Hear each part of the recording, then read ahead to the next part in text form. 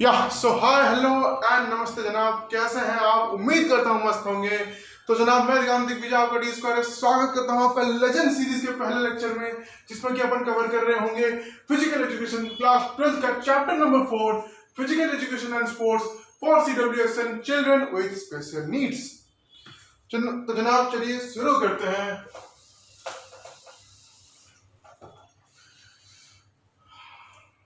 तो पहला टॉपिक इस चैप्टर का, जो कि इस चैप्टर का बुनियाद है, वो है डिसेबिलिटी। उसके साथ और एक भाई साहब हैं, वो है डिसऑर्डर। बायो के स्टूडेंट्स रिलेट कर पा रहे होंगे डिसेबिलिटी एंड डिसऑर्डर के बीच में क्या डिफरेंस है, बेसिक डिफरेंस बायो के स्टूडेंट्स रिलेट कर पा रहे होंगे। अपन डिस्कस करते हैं फिजिकल एजुकेशन के पॉइंट ऑफ व्यू से डिसेबिलिटी क्या है। तो एक लॉन्ग टर्म इंपेयरमेंट होता है, लॉन्ग टर्म इंपेयरमेंट जो कि हमारे डे टू डे लाइफ को अफेक्ट करता है किसी ना किसी वे में, ओके, व्हिच अफेक्ट्स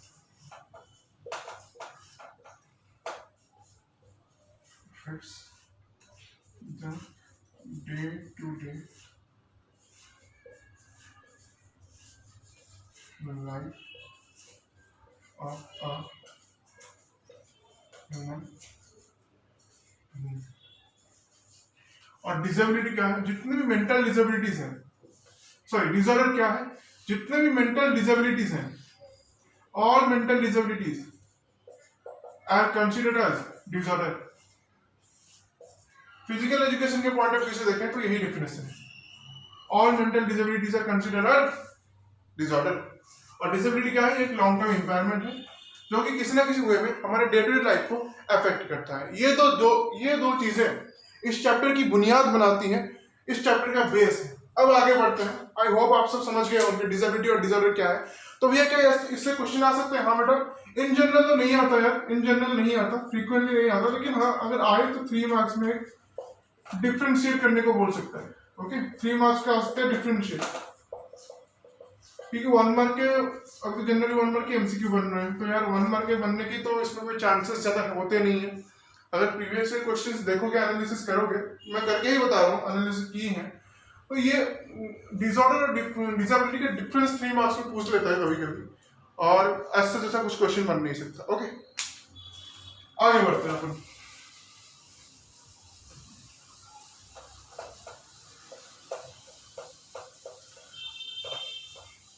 अब पढ़ेंगे बेटा RPWD एक्ट के बारे में, जिससे फ्रीक्वेंटली आता रहता है एक क्वेश्चन 1 मार्क एमसीक्यू में, जो कि 2016 में पास हुआ था। क्या पूछता है बेटा एमसीक्यू में कि किस दिन इंडियन पार्लियामेंट ने RPWD एक्ट पास किया था? वो है 27 दिसंबर 2016। क्लियर है भाई? तो RPWD एक्ट क्या है भैया? RPWD एक्ट का जो फुल फॉर्म है, RPWD stands for right of persons with disabilities, right of person with disabilities। तो भैया ये एक्ट क्या कहता है? तो यार देखो क्या होता है ना, मतलब जो डिफरेंटली एबल्ड पर्सन्स होते हैं उनको मतलब सोसाइटी में एक तरह कुछ ऐसे व्यक्ति होते हैं ना, कुछ बहुत मतलब अच्छे व्यक्ति नहीं होते जो उनको समहाउ बुरी तरह से कभी कभी ट्रीट करते हैं। ओके, ऐसे तो कोई नहीं करता, मतलब समहाउ अगर कभी किया जाए तो हमारा जो इंडियन गवर्नमेंट है वो इसके बारे में बहुत कंसर्न है, उनको पता है इसके बारे में। तो उन्होंने क्या किया, 2016 में एक एक्ट पास किया, एक लॉ पास किया, जिसके अंदर उन्होंने कहा कि जो डिफरेंटली एबल्ड पर्सन है, चाहे वो इंटेलेक्चुअली डिफरेंटली एबल्ड हो, फिजिकली हो, मेंटली हो, किसी भी तरह से हो, उनके पास इक्वल राइट है। और उनके पास equal right in the sense की पूरा अधिकार है सोसाइटी में इक्वली पार्टिसिपेट करने का। अगर सरल भाषा में कहा जाए तो ऑल आर इक्वल, जो कि हमारा इंडियन कॉन्स्टिट्यूशन भी कहता है, व्यक्ति जैसा भी हो उसके पास अधिकार है। वो फॉर एग्जांपल एक व्यक्ति जो डिफरेंटली एबल्ड है, क्या वो वोट नहीं कर सकता? वो अपना मतलब रिप्रेजेंटेटिव चूज नहीं कर सकता? कर सकता है ना इंडिया में। तो सिंपली ये एक्ट वही कहता है, ओके, क्लियर है भाई? क्लियर है क्या? और एक बार बता देता हूँ, मतलब सिंपली अगर देखा जाए तो क्या होता है ना, एक पर्सन डिफरेंटली एबल्ड पर्सन के पास इस एक्ट के अंदर ये कहा गया, एक डिफरेंटली एबल्ड पर्सन चाहे वो किसी भी तरह से इस कैटेगरी के अंदर आता हो, फॉर एग्जाम्पल वो इंटेलेक्चुअली डिफरेंटली एबल्ड हो, फिजिकली हो या मेंटली हो, किसी भी तरह से हो, ओके, उसके पास इक्वल राइट्स हैं, वो सोसाइटी में इक्वली पार्टिसिपेट करेगा सबकी तरह, अपना जो एक्टिव पार्टिसिपेशन है, अपना जो अधिकार है वो साब्यस्त करेगा, सब कुछ कर पाएगा इस एक्ट के अंदर। इस एक्ट में बस यही बताया गया था। इससे मतलब 3 मार्क्स के क्वेश्चन तो नहीं बनेंगे, 1 मार्क का क्वेश्चन एमसीक्यू में आता है, ये वाला पूछ लेता है कि कब पास किया गया था। फुल फॉर्म याद रख लो, इन जनरल तो फुल फॉर्म ऐसा पूछेगा नहीं, तुमको याद रख लो, ओके बस ठीक, आगे बढ़ते हैं। अब इंपॉर्टेंट टॉपिक आएंगे इस चैप्टर में, जिससे 3 और 5 मार्क के क्वेश्चन बन सकते हैं। अभी जो टॉपिक पढ़ाऊंगा उससे 3 मार्क्स के बनेंगे, 5 मार्क्स वाला टॉपिक आगे देखेंगे। तो क्या है वो वाला topic? Organisations promoting adaptive sports,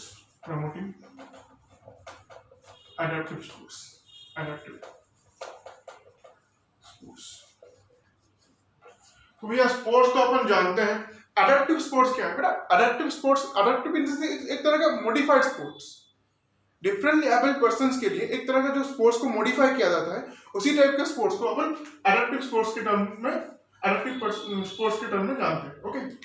तो आइए देखते हैं कौन से ऑर्गेनाइजेशन एडेप्टिव स्पोर्ट्स को प्रमोट करते हैं। बेसिकली 3 ऑर्गेनाइजेशन के बारे में अपन डिस्कस करेंगे। एक है स्पेशल ओलंपिक्स, ये सब आप जानते ही होंगे, special Olympics, para Olympics, deaf Olympics, okay, यही अपन डिस्कस करेंगे। और इस चैप्टर में बस इसी के बारे में डिस्कस किया गया है, तीनों टर्म के बारे में।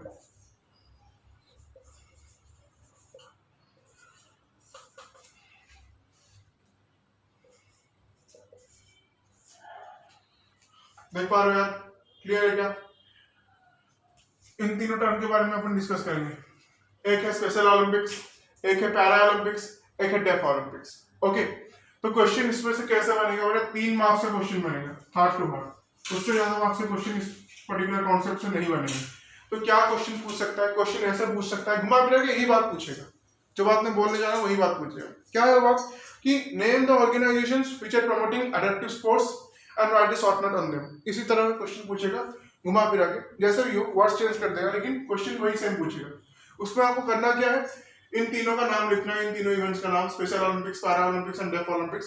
फिर उनके ऊपर कुछ पॉइंट्स लिखने हैं। अब आप पूछो भैया पॉइंट्स अपन कहाँ से लाएंगे? बेटा अभी एक्सप्लेन करूंगा ना, पॉइंट्स कहाँ से लाओगे। तो अभी देखो बेटा, ये जो पैरा ओलंपिक, स्पेशल ओलंपिक्स है, ये 1968 में पहली बार प्रारंभ हुआ था। कहाँ पे हुआ था? शिकागो में हुआ था, 1968 में। भैया पर्टिकुलर डेट बता दो यार। तो 20 जुलाई, 20 जुलाई 1968 अमेरिका के शिकागो शहर में हुआ था, ओके। 20 जुलाई 1968 अमेरिका के शिकागो शहर में हुआ था। मैं हट जाता हूँ, एक बार किसी को स्क्रीनशॉट लेना है, कुछ भी लेना है ले लो यार। क्या क्लियर है बेटा? क्या क्लियर है बेटा? ले लिया जो लेना है, अब आगे जाऊं, चलो। इसमें क्या होता है? 172 कंट्रीज पार्टिसिपेट करती हैं, लगभग 5 मिलियन पीपल पार्टिसिपेट करते हैं। जो पार्टिसिपेंट होते हैं ना, उनका नंबर लगभग 5 मिलियन यानी 50 लाख के आसपास होता है, ओके, क्लियर है? और it is the largest game for the disabled persons और for the differently abled persons, okay. जो डिफरेंटली एबल्ड पर्संस हैं उनके लिए लार्जेस्ट गेम है, बहुत सबसे बड़ा गेम है। पैरा ओलंपिक्स, डेफ ओलंपिक्स ये सब तो है ही, लेकिन सबसे बड़ा अगर कोई गेम है डिफरेंटली एबल्ड पर्संस के लिए, वो है स्पेशल ओलंपिक्स। क्या क्लियर है भाई? क्या क्लियर है? तो ऐसे ही तुम लिख लेना, 3 पॉइंट्स बन गए कि इसमें 172 कंट्रीज पार्टिसिपेट करती हैं और 5 मिलियन लोग पार्टिसिपेट करते हैं। ये पहली बार 20 जुलाई 1968 को अमेरिका के शिकागो शहर में हुआ था। ये डिफरेंटली एबल्ड पर्संस के लिए सबसे बड़ा गेम है, ओके, सबसे बड़ा इवेंट है। 3 पॉइंट यही पे बन गए, हो गए तुम्हारे 3 पॉइंट। अब आओ आगे पैरा ओलंपिक्स देखते हैं। थोड़ा याद रखना सब कुछ, और नोट्स मैं तुमको प्रोवाइड करवा दूंगा बाय सैटरडे। देखो एक साथ 2 चैप्टर, मतलब फ्राइडे को children and women in sports, ये वाला चैप्टर अपन कवर करेंगे, ओके। उसके बाद क्या करेंगे ना, children and women in sports cover करेंगे। उसके बाद उसका नोट्स भी मैं सैटरडे को ही भेजूंगा, और इसका भी जो नोट्स होगा उसको भी सैटरडे को भेजूंगा अपने टेलीग्राम चैनल पर, ओके। टेलीग्राम चैनल का लिंक डिस्क्रिप्शन बॉक्स में ज्वाइन कर लो। क्या क्लियर है भाई? अब पैरा ओलंपिक्स के बारे में बात करते हैं। फिर पैरा ओलंपिक्स का क्या कहना है? तो ये जो पैरा ओलंपिक्स भाई साहब है, ये 1960 में पहली बार हुए थे, प्रारंभ हुआ था 1960 में। कहाँ पे हुआ था बेटा? रोम में हुआ था। तो भैया कोई पर्टिकुलर डेट जानते हो बेटा? ऐसा तो कोई पर्टिकुलर डेट नहीं, आप गूगल भी कर सकते हो। ये जो हुआ था ना 18 टू 25 सितंबर तक चला था। 18 टू 25 सितंबर तक चला था। ओके, क्या गूगल कर सकते हो, आपको आराम से इन्फॉर्मेशन मिल जाएगा इसके बारे में। ओके, अगर मुझे गलत समझ रहे हो कि भैया गलत बता रहे हैं तो एक बार गूगल कर लेना। वैसे आंसर सही है, मैंने खुद ने गूगल करके ही बताया। ओके, 18 टू 25 सितंबर। ओके, क्लियर है भाई? क्लियर है क्या? अब आगे जाए। देखो, अब आप ये भी पूछ सकते हो भैया इसमें इंडिया ने पहली बार कब डेब्यू किया था? क्योंकि आप जानते हो इंडिया पैरालंपिक्स में पार्टिसिपेट करता है। ओके, तो इंडिया ने पहली बार डेब्यू किया था 1968 में, 1968 में। 1968 में इंडिया ने डेब्यू किया था। और पहली बार गोल्ड मेडल 1974 में इंडिया ने जीता था।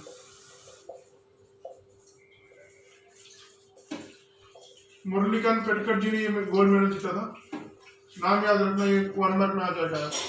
मुरलीकांत पेटकर जी ने जीता था स्विमिंग में। मुरलीकांत पेटकर जी ने जीता था स्विमिंग में। क्लियर है क्या भाई? क्लियर है क्या भाई? मैं हट जाऊं, उस तरफ चला जाऊं, देख लोगे? देख लो भाई, क्लियर है?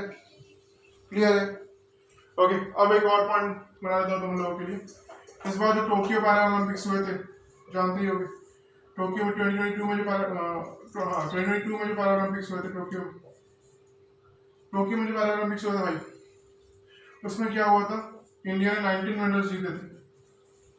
उन 19 मेडल्स में से 5 जो थे वो गोल्ड मेडल थे, 8 जो थे बेटा सिल्वर थे, बाकी जो रेस्ट 6 थे वो ब्रॉन्ज थे। क्लियर है? क्लियर है? ये और एक पॉइंट हो गया। और नेक्स्ट पैरालंपिक्स जो होगा वो पेरिस में होगा। नेक्स्ट पैरालंपिक्स जो होगा वो पेरिस में होगा। ये भी एक पॉइंट हो गया। यहीं पे तुम्हारे 3 मार्क्स पक्के कर दूंगा। देखो क्या हो गया? क्लियर? क्या क्लियर है बेटा? आगे बढ़े, आगे बढ़ते हैं। ये सारी चीज में जो लिख रहा हूँ यहाँ पे सब नोट्स में तुम्हें मिल जाएंगे। नोट्स तुमको सैटरडे मिल जाएगा टेलीग्राम चैनल पर। समझ गया? आगे लेता हूँ। अब बात करेंगे def Olympics. So def Olympics जो है ना, it is the first game for differently abled persons. It is the first sports event for differently abled persons. Sports for differently abled persons. It is the first sports event for differently abled persons. Clear है भाई? Okay, ये कब पहली बार हुआ था? 1924 में पहली बार हुआ था। ओके, पहली बार 1924 में हुआ था। अभी पैरालंपिक्स भी खत्म नहीं हुआ है, और एक बार डिस्कस कराऊंगा। पहले सबका एक बेस बना दूं, सबके बारे में थोड़ा थोड़ा बता दूं, अंत में जो पॉइंट रह गए हैं वो मैं डिस्कस करूंगा। ओके, क्लियर है भाई? पहली बार 1924 में पेरिस में हुआ था।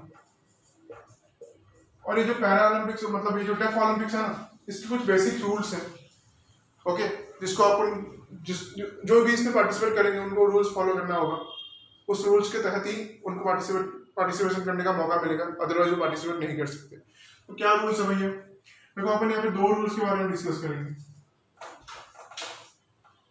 डेफ ओलंपिक्स से 2 रूल्स के बारे में डिस्कस करेंगे। एक है no hearing machine. Hearing machine जानते हो ना यार, जो व्यक्ति होता है ना, कुछ ऐसे व्यक्ति होते हैं जिनको मतलब सुनने में कोई दिक्कत आती है, वो एक तरह का मशीन अपने कान में यूज करते हैं। उसको हियरिंग मशीन नहीं बोलते, उसके लिए पर्टिकुलर टर्म है मुझे पता है, लेकिन यहाँ पे अपन हियरिंग मशीन यूज कर रहे हैं। हियरिंग मशीन टर्म यूज कर रहे हैं। Okay, no use of hearing machine, no use of hearing machine. क्या क्लियर? दूसरा क्या है? जो उनका हियरिंग लॉस है बेटा, वो अंडर 55 डेसिबल होना चाहिए। Hearing loss under 55 decibel. ये 2 बेसिक रूल्स हैं। यही 2 बेसिक रूल्स हैं जिनके बारे में अपन डिस्कस करेंगे, और कुछ नहीं डिस्कस करेंगे, बस ये 2 रूल्स। एक है no use of hearing machine, और एक है हियरिंग लॉस जो उन व्यक्तियों का होगा वो 55 डेसिबल के अंदर होना चाहिए, अदरवाइज वो पार्टिसिपेट नहीं कर सकते। तो आपके 3 मार्क मैंने यहीं पे पक्के करवा दिए। क्या करवा दिए? जो बोला अगर आपको याद रहा वही चीज आपको एलाबोरेट करके लिख के आना है। आपके 3 मार्क कोई नहीं ले सकता, पक्के हो गए यहाँ पे। ओके क्लियर है भाई। और एक मार्क का क्वेश्चन आ सकता है कि पैरा ओलंपिक्स का जो हेडक्वार्टर है वो कहाँ पे है, तो बेटा वो बॉन में है, जर्मनी के बॉन में। और ये पैरा ओलंपिक्स की जो ऑर्गेनाइजिंग बॉडी है, मैं बोल देता हूँ, आप याद रखना, नोट्स में आपको मिल जाएगा, इंटरनेशनल पैरा ओलंपिक्स कमेटी। सुन पा रहे हो, हर जगह पर देख लो, Bonn Germany. Okay, international para Olympics committee है ऑर्गेनाइजिंग बॉडी। किसकी ऑर्गेनाइजिंग बॉडी बेटा, किसकी ऑर्गेनाइजिंग बॉडी, पैरा ओलंपिक्स की ऑर्गेनाइजिंग बॉडी। क्या क्लियर है, क्या क्लियर है। और डेफ ओलंपिक्स की जो ऑर्गेनाइजिंग बॉडी है वो international committee for sports of the deaf करके ऐसी एक कमिटी है, ओके, जो कि इसकी ऑर्गेनाइजिंग बॉडी है। वो आपको नोट्स में मिल जाएगा। तो बड़ा यही था special Olympics, para Olympics and deaf Olympics के बारे में। और कुछ ज्यादा लिखने की आने की जरूरत नहीं तुमको, ओके। हर एक में 3-3 पॉइंट लिखोगे, 3 मार्क पक्के हैं, कोई नहीं ले सकता। जो जो बोला है वही छाप के चले आना, और सारा पॉइंट्स में नोट्स में दे दूंगा। बट बेटा नोट्स में दे तो मैं दूंगा, लेकिन ये नहीं है कि तुमने उसको ही रट्टा मारना है, रट्टा नहीं मारना बेटा। जस्ट एक बार समझ लेना। देखो ये लेक्चर तुमने देखा, उसके बाद नोट्स को पढ़ लेना। मैंने क्या कहा है, लेक्चर के बाद 15 मिनट तक नोट्स पढ़ना है, फिर फिजिकल एजुकेशन उस चैप्टर को भूल जाना है। फिर कब याद करना है, यूनिट टेस्ट के 2-3 दिन पहले, क्योंकि ये चैप्टर्स इतने इजी हैं, तुम्हारे माइंड से कहीं नहीं जाएंगे, तुम्हारे हार्ड डिस्क के अंदर सेव होकर हमेशा के लिए रह जाएंगे। बस तुमको क्या करना है ना, एग्जाम से एक दिन पहले जस्ट इनको खोल के एक बार प्यार करना है, इनके साथ थोड़ी बहुत रिश्ता मोहब्बत बढ़ाना है। बढ़ा लोगे अच्छे से तुमसे ये बन जाएंगे। ओके क्लियर है भाई, आगे बढ़े। देखो यार, इस चैप्टर में एक बहुत इंपॉर्टेंट टर्म है जिसमें कि अपन इंटीग्रेटेड फिजिकल एजुकेशन के बारे में बात करते हैं।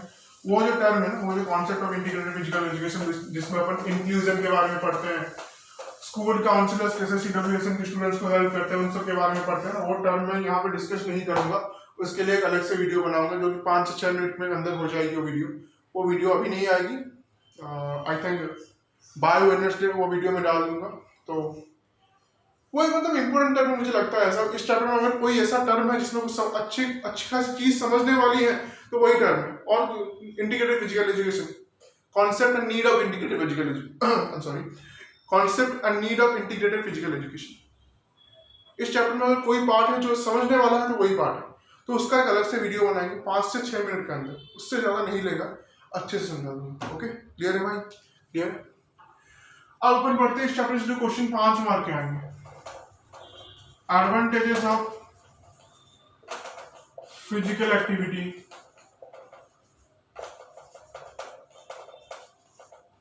For CWSN children with special needs.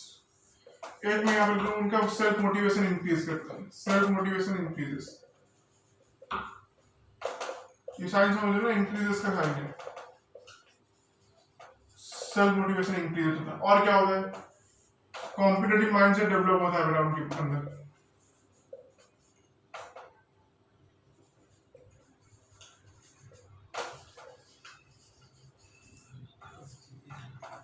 वो सबको उनमें ऐसे एक फीलिंग आती है कि अपन भी हमारे देश को रिप्रेजेंट कर सकते हैं, अपन भी हमारी कंट्री को रिप्रेजेंट कर सकते हैं, अपने पास भी एक क्षमता है, हम जो चाहे वो कर सकते हैं। ओके, जब वो फिजिकल एक्टिविटी परफॉर्म करते हैं उनके अंदर एक कॉम्पिटिटिव माइंडसेट भी डेवलप होता है। नहीं यार, अपने को करना है, अपने को करके दिखाना है यार, अपने को अपने आप को प्रूव करना है यार। समझ पा रहे हो मेरी बात? ऐसे करते करते इननंबरेबल पॉइंट्स, इन्फिनिटी हो जाएंगे। अगर मैं डिस्कस करने को चलूँ ना, 1-1.5 घंटे के 2 घंटे की जब डिस्कस करवाऊँ ना, तो पॉइंट्स खत्म नहीं होंगे इतने पॉइंट्स से। बट क्या भैया हमको सारे पॉइंट्स लिखने हैं? नहीं बड़ा, सारे पॉइंट्स नहीं लिखने हैं। तो भैया इससे कैसा क्वेश्चन आएगा 5 मार्क में? आप बोल रहे हो कैसा क्वेश्चन आएगा? डायरेक्ट क्वेश्चन, पूरा डायरेक्ट क्वेश्चन। क्या आएगा बेटा? Direct the advantages of physical education और physical activities for children with special needs. इसमें अपन को क्या करना है, 10 पॉइंट्स, कोई 10 पॉइंट्स चूज कर लेना, उसके बारे में थोड़ा सा एलाबोरेट कर लेना। एलाबोरेट मतलब 1 से 2 लाइन के अंदर एलाबोरेट कर लोगे। और अगर 5 पॉइंट चूज कर रहे हो, फॉर एग्जाम्पल तुम ये सोच रहे हो कि भैया नहीं अपन को 10 पॉइंट नहीं याद आ रहा, अपन को सिर्फ 5 पॉइंट याद आ रहा, तो क्या करना, जो 5 पॉइंट लिखे हो उसमें थोड़ा गैप छोड़ना और उन पॉइंट्स को ना 3 से 4 सेंटेंसेस के अंदर लिखना। फॉर एग्जाम्पल तुमने लिखा self motivation increases. Self motivation का एक जो तुम पॉइंट्स बनाओगे उसमें 1, 2, 3, 4 ऐसे नंबरिंग करना और 4 पॉइंट्स बनाओ। कैसे उनका सेल्फ मोटिवेशन इंक्रीज होता है, उससे क्या हेल्प मिलता है उनको, उनके अंदर क्या क्या माइंडसेट डेवलप होता है, वो और क्या क्या कर सकते हैं फिजिकल एक्टिविटीज से। ओके, ओके, मैं मैक्स टू मैक्स इस आंसर ये मैं एग्जैक्टली बोल रहा हूँ। हर साल का पेपर उठा के देख लो, हर साल का बता रहा हूँ बेटा, मोस्ट ऑफ द टाइम ये क्वेश्चन आया है और 5 मार्क्स में आया है। तो इस साल आने की 101% प्रोबेबिलिटी है। 101% तो कुछ होता नहीं यार, मतलब चांसेस बहुत है इस क्वेश्चन के आने के। ओके, तो इसको अच्छे से कर लेना, ये सब नोट्स में आपको मिल जाएंगे। मैं जस्ट यहाँ पे कुछ बेसिक पॉइंट्स डिस्कस किया हूँ, सारा पॉइंट्स मैं डिस्कस नहीं किया हूँ, आई नो इट, बट ये जो मैंने नोट्स में 20 से 25 15 से 20 पॉइंट लिख रखे हैं। और इधर advantage of physical education for CWSN में मैंने 15 से 20 पॉइंट बनाए हैं, जो तुम लोगों के लिए बहुत फायदेमंद है। सिर्फ उन्हीं पॉइंट को डायरेक्टली छाप के चले जाओगे ना, 5 से 5 बार तुम्हारे कोई काट नहीं सकता बेटा। क्लियर है बेटा? अब और एक ही टॉपिक बच गया, एक ही टॉपिक आज के लेक्चर में, वही लास्ट टॉपिक होगा।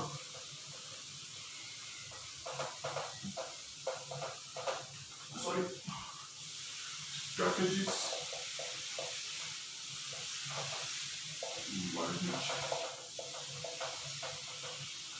we can make physical education accessible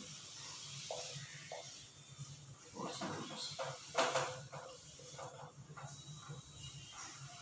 तो ये लास्ट टॉपिक है आज के लेक्चर का, strategies by which we can make physical education accessible for children with special needs. पहला point, we should care about their interest and should modify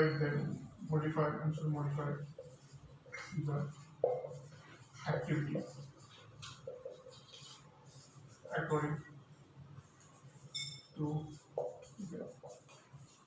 दूसरा क्या हो सकता है, मेडिकल चेकअप हो सकता है,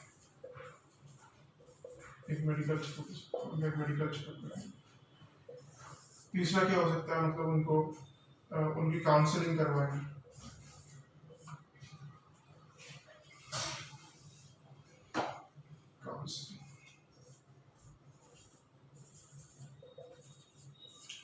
ऐसा करते करते बहुत से पॉइंट्स बन सकते हैं, जैसे एडवांटेजेस में बन रहे थे वैसे ही स्ट्रैटेजीज में बहुत से पॉइंट बन सकते हैं। मैंने 3 बेसिक पॉइंट्स डिस्कस किए हैं यहाँ पे।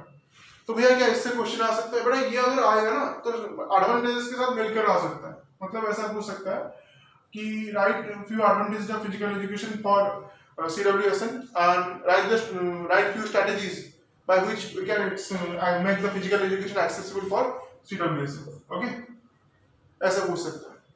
ओके, इस टॉपिक में से और ऐसा सिंगल क्वेश्चन 3 मार्क्स के बन सकते हैं। ऐसा तो कोई मतलब ऐसा तो मुझे मिला नहीं यार कि इससे डायरेक्टली 3 मार्क्स से क्वेश्चन बन जाए, लेकिन ये अगर आएगा तो मिलजुल के आएगा, एडवांटेजेस और स्ट्रेटेजी दोनों मिल के आएंगे।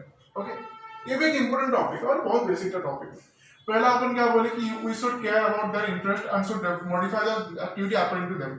हाँ, तो हमें ये देखना चाहिए उनका इंटरेस्ट किस फील्ड में जा रहा है और उसके अकॉर्डिंग उस गेम को थोड़ा मॉडिफाई करके उनको उसमें इन्वॉल्व करवाना चाहिए, ताकि उनमें एक फीलिंग आए, उनमें कॉम्पिटिटिव माइंडसेट में कहा ना एडवांटेजेस जो है स्ट्रेटेजीज वही है, समहाउ थोड़ा बहुत ऊपर नीचे 19-20 है, अदरवाइज सेम ही। ओके, क्या होता है उनके इंटरेस्ट के ऊपर हमको हमें देखना पड़ता है कि उनको किस पर्टिकुलर चीज में, किस पर्टिकुलर एक्टिविटी में इंटरेस्ट आ रहा है और उस एक्टिविटी को उन्हीं के अकॉर्डिंग में मॉडिफाई करना पड़ता है, ताकि वो प्रॉपर्ली उस एक्टिविटी में पार्टिसिपेट कर पाए, खेल पाए और अपने आप को प्रॉपर्ली डेवलप करके अपने आप को अपने कंट्री के लिए रिप्रेजेंट कर पाए। अल्टीमेट गोल तो मतलब हर एक व्यक्ति का होता है कि नहीं यार अपन हमारे कंट्री को इस पर्टिकुलर स्पोर्ट्स में रिप्रेजेंट करेंगे। ठीक बोल रहा है, गलत बोल रहा हूँ? ठीक ही बोल रहा हूँ ना। चलो आगे देखो, मेडिकल चेकअप। तो क्या मेडिकल चेकअप करवाओगे? फॉर एग्जाम्पल एक पर्सन, एक डिफरेंट एबल्ड पर्सन, अपन जब उसका मेडिकल चेकअप करवाते हैं तो अपन को धीरे धीरे बहुत कुछ उसके बारे में पता लगता है कि उसका इंटरेस्ट किस, और अल्टीमेट जो है ना बेटा घूम फिर के इसी इंटरेस्ट पे आ जाता है। मैं तुम्हें 10 स्ट्रैटेजीज बता दूं ना, सब घूम फिर के इसी इंटरेस्ट पे आएगा। ये जो है इस पर्टिकुलर कॉन्सेप्ट का ये बेस पॉइंट है, इंटरेस्ट। ओके, तो मेडिकल चेकअप में क्या अपन देखते हैं, उनका जब अपन मेडिकल चेकअप करवाते हैं तो हमें ये पता लग सकता है उनका इंटरेस्ट किस फील्ड में है, उनका जो बॉडी है, उनका जो हेल्थ है वो ठीक है कि नहीं फिजिकल एक्टिविटी में पार्टिसिपेट करने के लिए, क्या क्या उनमें मॉडिफाई करने की आवश्यकता है, वो सब अपन मेडिकल चेकअप से जान सकते हैं। बाकी काउंसलिंग क्या होगा, जब मैं आपको इंक्लूजन वगैरह पढ़ाऊंगा, नेक्स्ट लेक्चर मैंने बोला ना बायो वेटनेस डलवा दूंगा इंटीग्रेटेड फिजिकल एजुकेशन का, उसके बाद अपन इसके बारे में अच्छे से डिस्कस करेंगे। काउंसलिंग, स्कूल काउंसलर्स होते हैं, डिफरेंट टाइप्स ऑफ काउंसलर्स होते हैं जो काउंसलिंग देते हैं CWSN स्टूडेंट्स की, कि कैसे कैसे अपने आप को तुम्हें डेवलप करना है, तुम्हें कैसे अपने कंट्री के लिए रिप्रेजेंट करना है, तुम्हें अपने आप को कैसे हेल्थी बनाना है, तुम्हें फिजिकल एजुकेशन में फिजिकल एक्टिविटीज में कैसे एक्टिवली पार्टिसिपेट करना है, ये सब। ओके, ये बात हुई काउंसलिंग की। ऐसे करते करते बहुत से पॉइंट हो सकते हैं, सारा पॉइंट्स मैं यहाँ पे डिस्कस नहीं करवा रहा हूँ, नोट्स में तुम्हें सारे के सारे पॉइंट्स मिल जाएंगे जनाब। ओके, तो यार बस आज के लेक्चर में यही था और कुछ नहीं था। और एक टॉपिक इस चैप्टर का बच गया, मैंने बोला इंटीग्रेटेड फिजिकल एजुकेशन, वो मैं कवर करवा दूंगा। Don't need to worry about that particular topic, that will be covered very सून।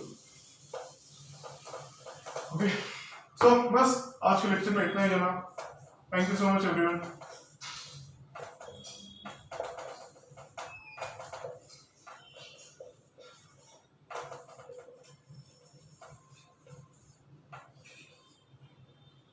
ऐसा कुछ बनाते हैं ना यार, हाँ पढ़ के ऐसा।